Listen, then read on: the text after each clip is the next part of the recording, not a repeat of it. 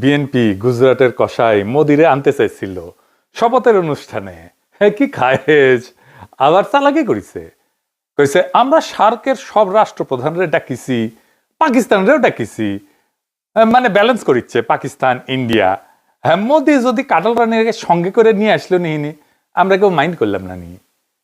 একা একা মোদি আসলে ওই দিনই বিক্ষোভ দেওয়া শুরু হইতো তারেক রহমানের প্রধানমন্ত্রিত্ব। যাই হোক, এক দাবরানিতে তামিছে খায়েশ, মোদিরও স্বাদ মিটিল না, বিএনপির আশা পড়িল না। হ্যাঁ, ওই গাইড ধরবি এখন, মোদির স্বাদ না মিটিল, বিএনপির আশা না পুরিল, সকলই ফুরায়ে যায় মা। এই ইলেকশন যে সুষ্ঠু হয় নাই, এটা আজকের টিআইবির জরিপে প্রকাশ হয়েছে। মানে 70টা আসনের মধ্যে 21% আসনের ক্ষেত্রে এক বা একাধিক জাল ভোট হয়েছে। ঠিক আছে, এক বা একেবারে জাল ভোট হয়েছে। আপনারা এইভাবে বুঝতে পারেন, ন্যূনতম একবার জাল ভোট হয়েছে, একবার ন্যূনতম যখন বলছি তখন একাধিক হতে পারে, দুটো হতে পারে। ভোটের আগে বাক্স ভরা হয়েছে হাসিনার মতো, জাল ভোট দেওয়া হয়েছে হাসিনার মতো, আবার ভোটারদের কাছে ভয় ভীতি দেখানো হয়েছে হাসিনার মতো। হাসিনার আমলের চাইতে কম হয়েছে এটা ঠিক, কিন্তু সংখ্যাটা তো কম না হয়েছে। তো তাহলে লাভ হইলো কি? ঘুরে মাগুরছে অ্যাং এই ইলেকশনে কেমনি ইঞ্জিনিয়ারিং করাইতে পারে সেটা নিয়ে আদি একটা প্রেডিকশন দিছিল, সেটা শুনে নিয়ে আগে খুব স্পষ্টভাবে সহজ ভাষায় বলেছিল নির্বাচনে সরাসরি বুথ দখল না কইরাও ভিন্ন কৌশলে ফলাফল পাল্টে দেওয়া সম্ভব, খুব সাধারণভাবে বলা। আগে শুনেন কি কইছিল হাদি। এবার যেহেতু আমলারা সিল মারতে পারবেন না, আপনারা দেখেন এই মানে আমার হয় কি, আমরা যখন সিডাপের মতো একটা ভারী ভেন্যুতে কথা বলি তখন এত থিসিস অ্যান্টিথিসিস সিনথিসিস এরকম বলি যেগুলো জনগণ কানেক্ট করতে পারে কম। হিসেবটা খুব সোজা হলো যে এই প্রত্যেকটা কেন্দ্রে, একটা কেন্দ্রে মিনিমাম 10টা বুথ থাকে। তো আমরা জানি একটা কেন্দ্রে একজন প্রিজাইডিং অফিসার থাকে, কয়েকজন অ্যাসিস্ট্যান্ট প্রিজাইডিং অফিসার থাকে, প্রত্যেক কেন্দ্রে আবার পোলিং অফিসার থাকে, এবং এই সবাই থাকে ওই উপজেলা বা জেলার লোকজন, মেইনলি স্কুলের টিচার, কলেজের টিচার, মাদ্রাসার টিচার, সাথে কিছু ব্যাংকার, এরা এখানে করেন। ব্যাপার হলো আপনারা এটা খুব কমন স্ট্র্যাটেজি, সেটা হচ্ছে যারা আমরা যাদেরকে হেভিওয়েট প্রার্থী বলি মেইনলি, তারা যেটা করেন 5-7 জন ডামি দাঁড় করায় দেন। ডামি প্রার্থী দাঁড় করাই দিলে হয় কি, তার নামে প্রত্যেক প্রার্থীর নামে আবার পুলিং এজেন্ট দেওয়া যায়, মানে তার নামে এজেন্ট দেওয়া যায়। তো ধরেন আমি নিজেও যেহেতু একজন প্রার্থী, তো আমি প্রার্থী হিসেবে আমার কেন্দ্রে প্রত্যেক জায়গায় আমি একজন করে এজেন্ট দিতে পারবো প্রত্যেকটা বুথে। তো আমার এগেনস্টে যিনি আছেন তিনি যদি আরো 5 জনকে দাঁড় করাই দেন এবং 5 জনের এগেনস্টে আরো 5 জন সে এখানে এজেন্ট দিবেন, তারপরে যেটা হবে পুরো বুথের মধ্যে 10 জনের মধ্যে দেখা যাবে 8 জন বনাম আমার একজন। তো আমার একজন তো সে কুলায় উঠতে পারবে না। এরপর ওইখানে সরকারি যে কর্মকর্তা থাকবে সে তো স্কুল টিচার ভাই, সে তো আসমান থেকে নাজিল হয় না, সে ওখানে আসছে একদিনে চাকরিটা করে হয়তো ওই দিন দায়িত্ব পালন করে 3-4 হাজার টাকা পাবে। এখন যেহেতু সেই ওই স্কুলে আবার চাকরি করা লাগবে, তার কোনো শক্তি নাই ওইখানে যারা দখল করতেছে তাদেরকে বাধা দেয়া, কারণ সে স্কুলেও ফিরতে পারবে না, কলেজেও ফিরতে পারবে না। শুনিছেন তো? নির্বাচন কমিশনের শুনে নাই, শুনিছে করে নাই কেন? নির্বাচন কমিশনের উচিত ছিল না এটা আমলে নেওয়া, আমলে নিয়ে ব্যবস্থা নেওয়া, সেটা হয় নাই। যাই হোক, গত ভিডিওতে আমি জামাত এনসিপির সম্মিলিত ভোট 35% বলছিলাম, এটা ঠিক আছে, কিন্তু এটার সাথে তো আবার খেলাফত মজলিস, এবি পার্টি, অলি আহমেদের দলের ভোট যুক্ত হবে, তাই না? তাইলে এটা 38.5% হয়। এটা আমাদের জোটের ভোট, এটা হেলাফেলা করার সংখ্যা না। তার মানে আমরা ভোট পাইছি 38.5% আর বিএনপি 51%, তফাৎ 12%। আমাদের এই 38.5%টাকে আমাদের 45%-এ নিয়ে যেতে হবে। এখন প্রশ্ন হইতেছে কেমনে? আমরা যে 38.5% ভোট পাইছি এটা কোনো ছোট বিষয় না, কিন্তু একটা দেশে এত বড় সমর্থন একদিনে তৈরি হয় না। শুধু আমাদের ভোট বাড়ালেই চলবে না, আমাদের ভোট রক্ষা করতে হবে। এর জন্য একটা সমন্বিত একটা পরিকল্পনা লাগবে। পুরা পরিকল্পনা এক এপিসোডে দেওয়া যাবে না। তাও আজকে কিছু গুরুত্বপূর্ণ কৌশলের কথা আলাপ করব। আমি আগে মেলা স্ট্র্যাটেজি গলে কয়ে দিছি জামাত এনসিপি রে, কয়টা নিচে আপনারাই জানেন। আমি একটা এক্সাম্পল দিই। আমি কইছিলাম পাড়ায় মহল্লায় চাঁদাবাজি প্রতিরোধ কমিটি তৈরি করতে। এটা করলে বিএনপির বাইরে সব শক্তিকে পাড়া মহল্লা লেভেলে অর্গানাইজ করে ফেলা যেত, তাদের একটা পলিটিক্যাল কাজ দেওয়া যেত, যেটা সামাজিকভাবে গুরুত্বপূর্ণ, রাজনৈতিকভাবেও গুরুত্বপূর্ণ। ইউনিটিটা স্ট্রং হইতো। তারা জানতো কে কোথায় চাঁদাবাজি করে, তারা জানতো কার কোথায় শক্তি, তাদের নিজেদের কোথায় শক্তি। এটাই নির্বাচনী ইউনিট হিসেবে কাজ করতে পারতো। পাত্তাই দেয় নাই, কানেও তুলে নাই। চাঁদাবাজিকে একটা ন্যাশনাল পলিটিক্যাল ইস্যু বানায় ফেলা যাইতো, করে নাই। হ্যাঁ, করেন না, কিন্তু আমি তারপরেও কয়া যাই, কারণ হইতেছে কি যে এটা তো অনেকে শুনবে, জানবে যে এটা একটা পথ ছিল, রাস্তা ছিল। অনেকে কইতে পারেন আপনি কয়া দিতেছেন কেন, সবাই তো জানা যাবে স্ট্র্যাটেজি, সবাই জানা গেলেও অসুবিধা নাই। আমি এমন ভাবেই বলি স্ট্র্যাটেজি, আমার তো কোনো গোপন স্ট্র্যাটেজি নাই, আমি তো কোনো দল করি না যে দলের ফোরামে যায় কইব। আর এইভাবে বলা ছাড়া সেই জন্য আমার কোনো উপায়ও নাই। আর যে কৌশলে বলবো তা চাইলেও প্রতিপক্ষ ব্যবহার করতে পারবে না। মানে আমি যদি বলি আমি একটা ম্যান্ডোলিন বেজে ভোট চামু, এটা সবাই পারবি? হ্যাঁ, পারবি না। হ্যাঁ, আমি যে এককালে ম্যান্ডোলিন বাজালাম মিনি, তা জানেন না? জানেন না? ও তাই নাকি? আচ্ছা দেখেন,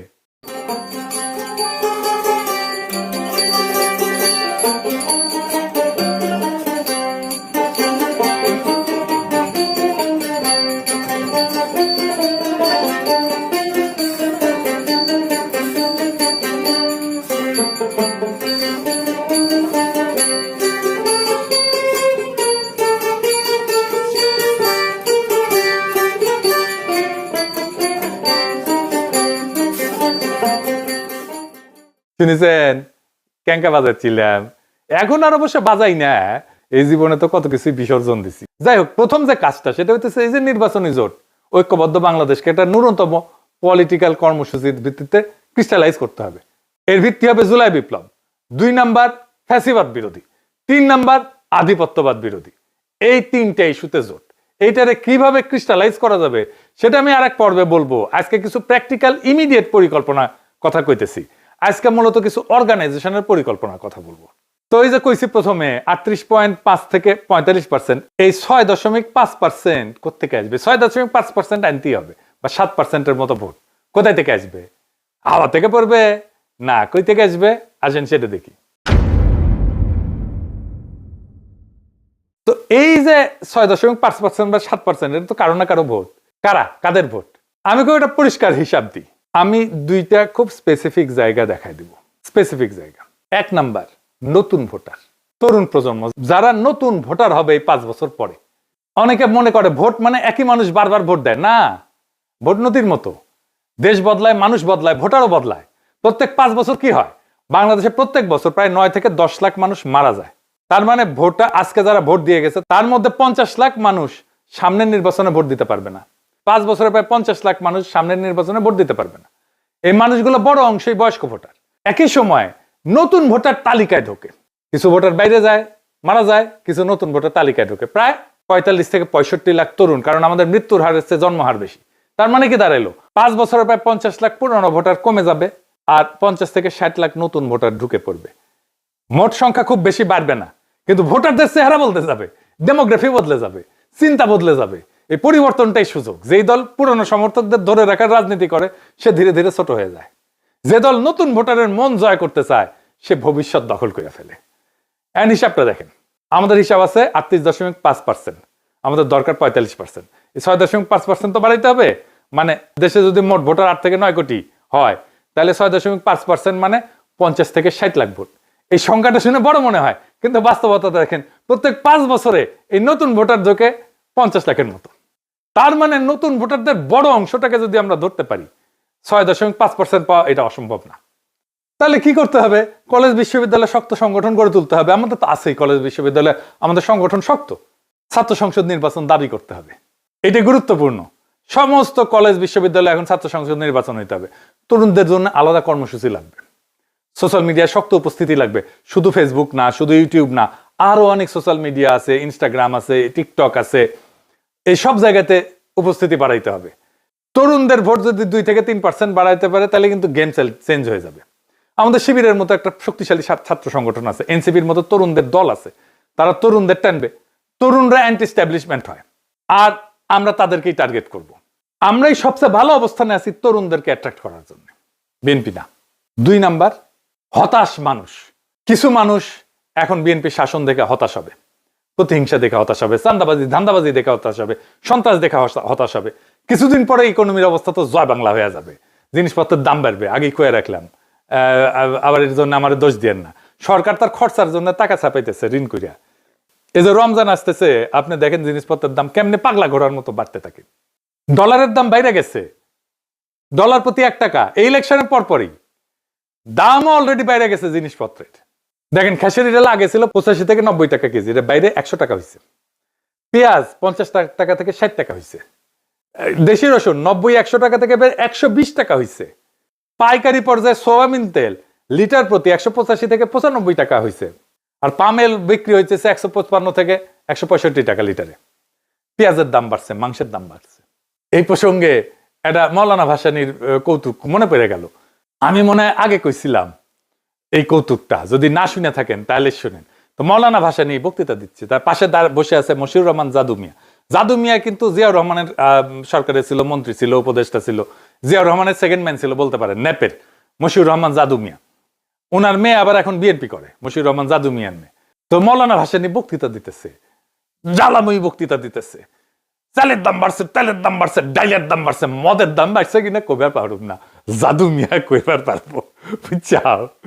মানে জাদু মিয়া নাকি ছিল আর কি হিসেবার প্রচুর একটা সিস্টেমের মধ্যে বেস্ট অফ বেস্ট ছিল আর কি, জানা যায়। ও আচ্ছা আচ্ছা, আর একটা কথা কয়ে রাখি আপনাদের, যারা শেয়ার মার্কেটে বিনিয়োগ টিনিয়োগ করেন তাদের কই, করেন নাকি অনেকে? হ্যাঁ, এটা বুদ্ধি শিখে দেব, টেকা টেকা কলে পাইবেন। হ্যাঁ, লাভ করতে চান যদি আমি কয়ে দিই, তবে কন্ডিশন আছে, আমার কলে 10% দামা লাগবে, বুঝছাও? লাভের দুই ভাবে লাভ করতে পারবেন। ইলেকশনের পরে যে দল জিতে তাদের সাথে রিলেটেড কোম্পানিগুলোর শেয়ারের দাম ইউজুয়ালি বাড়ে। এখন বাড়বি, আপনি খুঁজে দেখেন, যেমন ধরেন ঢাকা ব্যাংক বাড়বি, ন্যাশনাল ব্যাংক বাড়বি, মুন্নু গ্রুপের বাড়বি, আরো কি কি আছে খুঁজে দেখেন। এইগুলা শেয়ারের দাম ধাই করে বাড়বি কয়েকদিন। হ্যাঁ, শেয়ার থাকলে, এদের শেয়ার থাকলে বেঁচে দেন, ক্যাশ করে ফেলেন। আর জামাতের কোম্পানিগুলোর শেয়ার কমবি, ধাই করে কমবি। কি আছে? ইসলামী ব্যাংক আছে, ইবনে সিনা আছে, এইগুলো আর কি কি বা আছে দেখেন, খুঁজে দেখেন আর কি, ধাই করে কমবে। আপনি শেয়ার মার্কেটে যাই খোঁজ নেন, আমার কথা সত্য কিনা আমি না দেখেই কইলাম। তো যেগুলো কমবি সেগুলো শেয়ার এখন কিনে রাখবেন। জামাতের কোম্পানিগুলো শেয়ার, ইসলামী ব্যাংকের, ইবনে সিনা শেয়ার, বিএনপি কোম্পানি এই যে বেরিয়েছে এটা বেশি দিন থাকবে না, জামাতের কোম্পানিগুলো কমাও বেশি দিন থাকবে না। মাঝখান থেকে আপনার লাভ, আমার কমিশন কলে দিয়েন কলে, বেশি না 10%। আর কারা হতাশ হবে? ক্ষুদ্র ব্যবসায়ী, হকার, দোকানদার, এদের উপরে প্রথম চাঁদাবাজেরা টার্গেট করে। এরা বিরক্ত, বিব্রত অবস্থায় থাকে, অসহায় অবস্থায় থাকে। এদের মধ্যে সংগঠন এবং প্রচারণা তৈরি করতে হবে, তাইলে দেখবেন আপনি দ্রুত জনমতকে অর্গানাইজ করে ফেলতে পারছেন। এবার আসেন আলাপ করি কিছু জায়গায় সংগঠন নাই যেখানে সংগঠন করা নিয়ে, এটা খুব জরুরি জায়গা। 1 নাম্বার, গার্মেন্টস শ্রমিক ইউনিয়ন করতে হবে। যত জায়গায় শ্রমিক আছে সবগুলো জায়গায় শ্রমিক ইউনিয়ন, ট্রেড ইউনিয়ন করতে দিতে হবে। এটি নিয়ে সরকারের সাথে বার্গেন করতে হবে। এটা শ্রমিকদের অধিকার, এটা সাংবিধানিক অধিকার। আমার সংবিধান স্বীকৃত, বাংলাদেশের আইনে স্বীকৃত, আন্তর্জাতিক আইনে স্বীকৃত। এমনকি গার্মেন্টস বায়ার যারা, আমরা যে সমস্ত দেশে রপ্তানি করি, সেখানেও আমাদের শ্রমিকদের অধিকার সম্পর্কে একটা পজিটিভ, ইতিবাচক ধারণা জন্মাবে।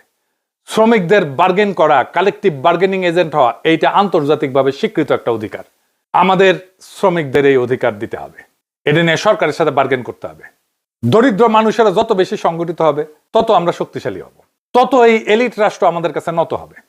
যে সমস্ত শ্রমিক ইউনিয়ন লুটেরাদের কবলে আছে, তাদের সেই লুটেরা নেতৃত্বকে উৎখাত করতে হবে।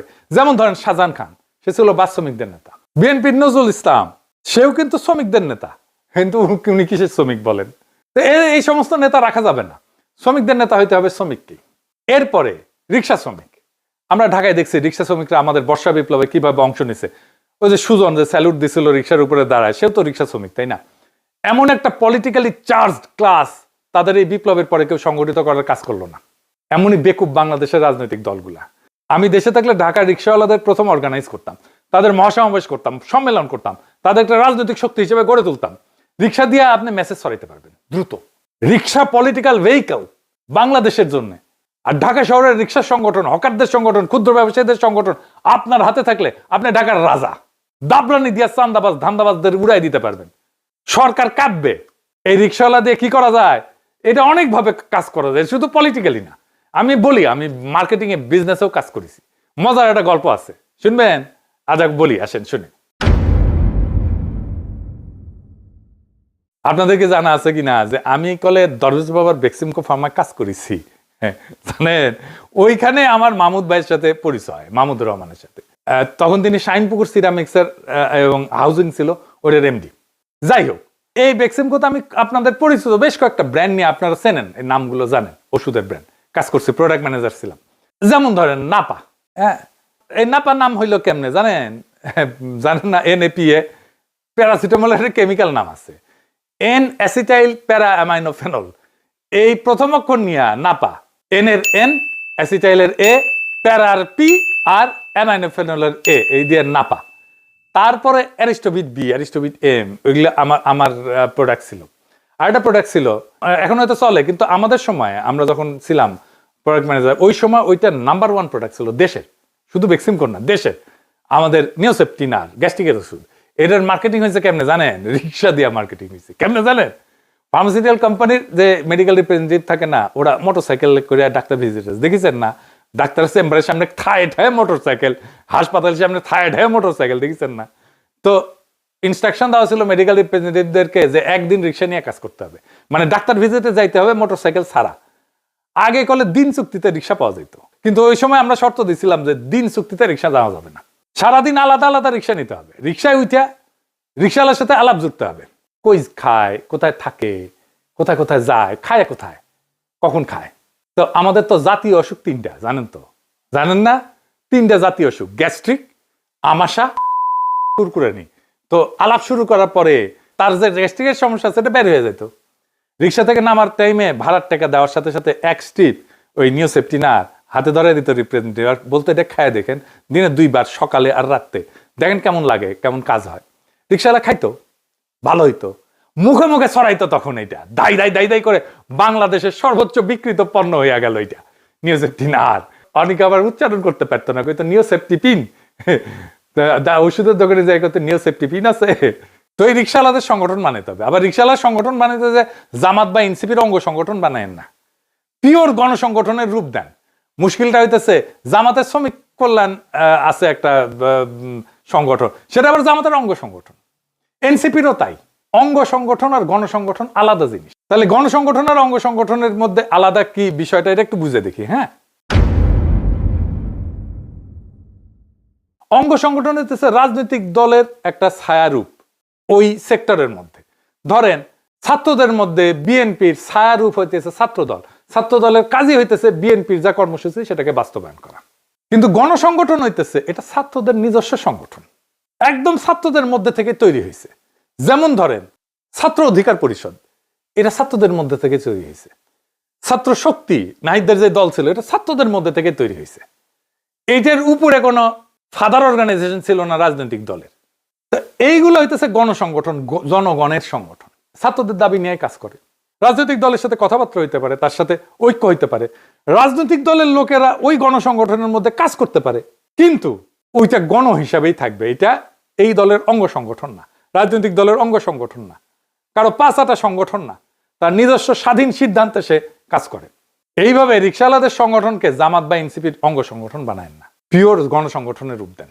সবাই কাজ করেন ওর মধ্যে, সবাই মিলে কাজ করেন, সবাই মিলে সংগঠনটা তৈরি করতে হেল্প করেন, কিন্তু আপনার ইডিওলজি, আপনার আদর্শ, আপনার রাজনৈতিক আদর্শ, আপনার রাজনীতি ওইটার উপরে চাপাই দিয়েন না। তাদের বাস্তব জীবনের সংকট নিয়ে তারা সংগঠিত হবে। যেমন ধরেন লাইসেন্সিং, রিক্সার গ্যারেজের ভাড়া, রিক্সা শ্রমিকদের জন্য পরিষ্কারভাবে আইন নাই, বাস্তবে কার্যকর হয় না। অনেক শ্রমিক রিক্সা কেনার জন্য উচ্চ সুদে ঋণ নিতে বাধ্য হয়, তাদেরকে সহজ শর্তে সুদমুক্ত ঋণের ব্যবস্থা করা। রিক্সা শ্রমিকের জন্য কোনো ধরনের সামাজিক নিরাপত্তা নাই, তাদের কোনো চিকিৎসার ফ্যাসিলিটি নাই। এইগুলোই হবে দাবি। এইবার নারী প্রশ্ন, নারী প্রশ্ন নিয়ে নির্বাচনের সময় আমাদের প্রতিপক্ষ আক্রমণ করে আমাদের নাস্তানাবুদ করতে চাইছে। জামাতের নারী সংগঠন সবচেয়ে বড়, তারা ইলেকশন টাইমে নারীদের যত বড় মিছিল করিছে দেখেছেন না? দেখেন দেখেন, না দেখে থাকলে দেখেন।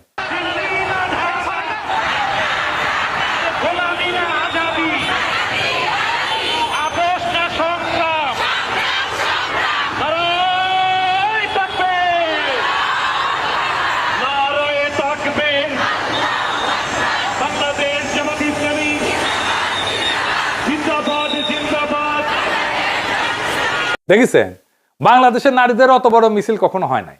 তাও হাতে গোনা কিছু তথাকথিত নারীবাদী, যাদের বাংলাদেশের মানুষ নারীবাদী বলে, তারা আমাদের দাবরানির উপরে রাখে। নারীবাদী কারা জানেন না? জানেন না? ও দেখেন না? আমি তো দেখেছিলাম। আবার দেখেন, এডিটর সাহেব দেখে দেন, গানটা না দেখে দেন, মিচিয়ে না দেখেন, বেশি দেখেন না। আমরা নারীবাদী কারণ আমরা খুশি হতে চাই, আমরা নারীবাদী, আমরা নারীবাদী কারণ আমরা সুখী হতে চাই, আমরা নারীবাদী, আমরা নারীবাদী কারণ আমাদের অন্য উপায় দেখেছেন, এরা হইতেছে নারীবাদী। তো এই দাবরানি, এদের দাবরানি বন্ধ করতে হবে। বর্ষা বিপ্লবের নারীরা ফ্রন্ট লাইনে থেকে ফাইট করলো, আর তারাই বিপ্লবের পরে আড়ালে চলে গেল। এনসিপি তো ব্যাপক সংখ্যক নারী নেতৃত্ব আছে। গার্মেন্টসে আমাদের এত নারী কর্মী কাজ করে, অথচ বাংলাদেশে শক্তিশালী নারী সংগঠন নাই, বিশেষ করে দরিদ্র নারীদের সংগঠন নাই, সব এলিটদের সংগঠন। এটা আমাদের বড় ব্যর্থতা। আপনি দেখেন, কাজের বুয়া হিসেবে একটা বড় অংশের নারী কাজ করে। তাদের বেতন কি হবে, তাদের নিরাপত্তা কি হবে, তারা কোন পরিবেশে কাজ করবে, তাদের জন্য কথা বলার কেউ নাই। এটা আমাদের বড় ব্যর্থতা। আমাদের দ্রুতই নারী সংগঠন গড়ে তুলতে হবে, এবং দরিদ্র নারীদের সংগঠন, দক্ষিণ এশিয়ার সবচেয়ে বড় নারী সংগঠন আমরা গড়ে তুলতে পারি। আমাদের এখনই একটা জাতীয় নারী সমাবেশের নারী কনভেনশন করে জাতীয় নারী সংগঠন গড়ে তুলতে হবে। নারী নেতৃত্বকে প্রাতিষ্ঠানিক রূপ দিতে হবে, যেটা প্রো জুলাই, যেটা প্রো বাংলাদেশ, যেটা আগ্রাসন বিরোধী, যেটা ফ্যাসিবাদ বিরোধী, প্রো পোর, দরিদ্র বান্ধব। এটাকেও গণসংগঠনের রূপ দিতে হবে। কোন ইডিওলজিক্যাল বা রাজনৈতিক দলের অঙ্গ সংগঠন করা যাবে না। আজকে বললাম আমাদের সম্ভাব্য কৌশলের প্রথম পর্ব। এর পরের পর্বে আমাদের আরো গভীর সাংগঠনিক প্রস্তুতির বিষয়ে আলাপ করব। এরকম আমি 4টা এপিসোড করব, আজকে প্রথম এপিসোড। তো এই যে 38.5%, এটা কোনো শেষ না। 38.5% হলো শুরু। এই দেশে 38.5% মানুষ পরিবর্তন চাইছে। এটা ছোট না, এটা অনেক বড় অর্জন। এটা প্রমাণ করে একটা শক্তিশালী বিকল্প রাজনৈতিক বিকল্পের মধ্যে তৈরি হয়েছে। ভোট কিন্তু স্থির না, ভোট বদলায়, প্রজন্ম বদলায়, অর্থনীতি বদলায়, মানুষের প্রত্যাশা বদলায়। যেই দল সংগঠন করে সেই দল টিকে, যে দল মানুষের বাস্তব জীবনের পাশে দাঁড়ায় সে দল বাড়ে। আমাদের কাজ এখন উত্তেজনা না, আমাদের কাজ কাঠামো, আমাদের কাজ শৃঙ্খলা, আমাদের কাজ মানুষের আস্থা অর্জন। 38.5কে 45% করা অসম্ভব না, খুবই সম্ভব। আমি হিসাব করে দেখাই দিলাম, কিন্তু সেটা হবে স্লোগানে না, সংগঠনে, হতাশায় না, ধৈর্যে, অভিযোগে না, বিকল্প দিয়া। আজ যারা ক্ষমতায় আছে তারা সরকার চালাবে, ধান্দা করবে, টাকা পয়সা কামাবে, এবং পাবলিকে বিরক্ত হবে তাদের উপরে। আর আমরা কাজ করব মাঠে, বাজারে, মানুষের কাতারে। 5 বছর পরে একটাই প্রশ্ন হবে। সেই প্রশ্নটা এইটা না যে কে বেশি চিৎকার করছে, বরং প্রশ্নটা এইটা হবে কে বেশি সংগঠন করছে, কে মানুষের কাছে বেশি গেছে, কে মানুষের পাশে ছিল, কে মানুষের দুঃখের কথা বলছে, কে মানুষের কষ্টের কথা বলছে। সেটাই হবে বাংলাদেশের প্রকৃত ভবিষ্যৎ, সেটাই হবে বাংলাদেশের প্রকৃত আজাদি। ইনকিলাব জিন্দাবাদ, গোলামি না আজাদি, আজাদি আজাদি।